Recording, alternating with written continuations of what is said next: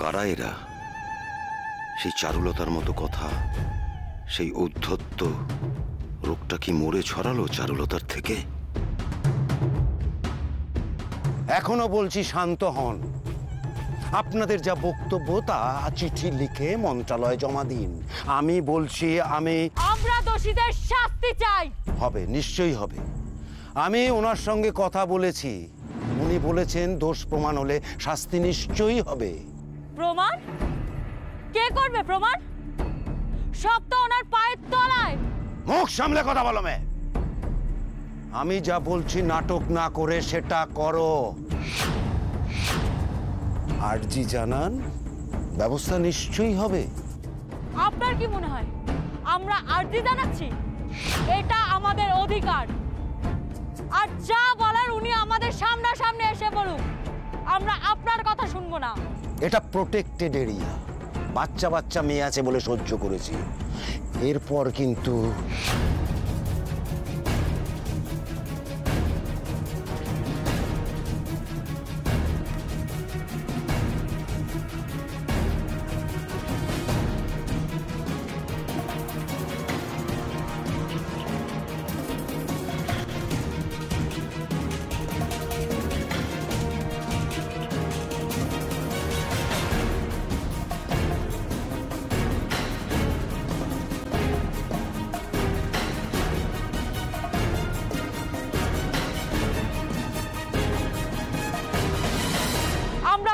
পুতুল জ্বালাবো, স্লোগান দেব, মন্ত্রী মশাই হায় হায়, অভিনব মুখার্জি হায় হায়, অভিনব মুখার্জি হায় হায়, অভিনব মুখার্জি হায়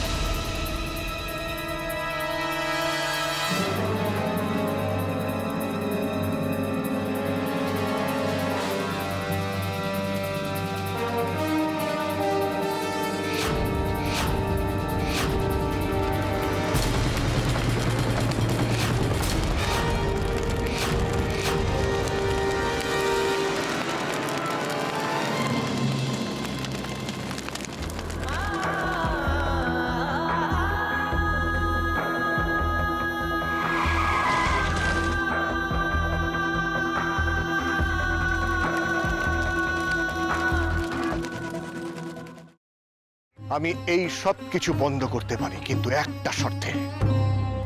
তোমাকে আর দুর্গাকে আমাকে ছুঁয়ে কথা দিতে হবে, এর সাথে তোমরা কোনো যোগাযোগ আর রাখবে না।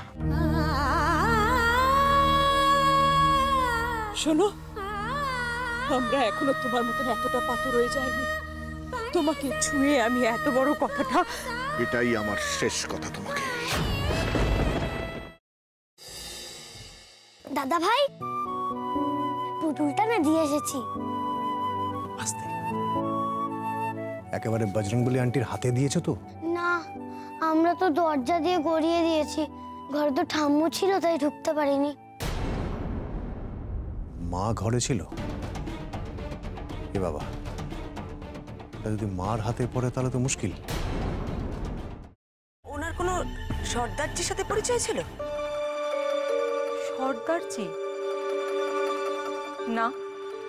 ঠিক আছে, আমি তাও বলবো আপনারা একটু ঠান্ডা মাথায় ভাবুন। আসলে আমার জানাটা খুব দরকার। আমি তাহলে আসি, কিছু মনে পড়লে আমাকে অবশ্যই জানাবেন। আচ্ছা।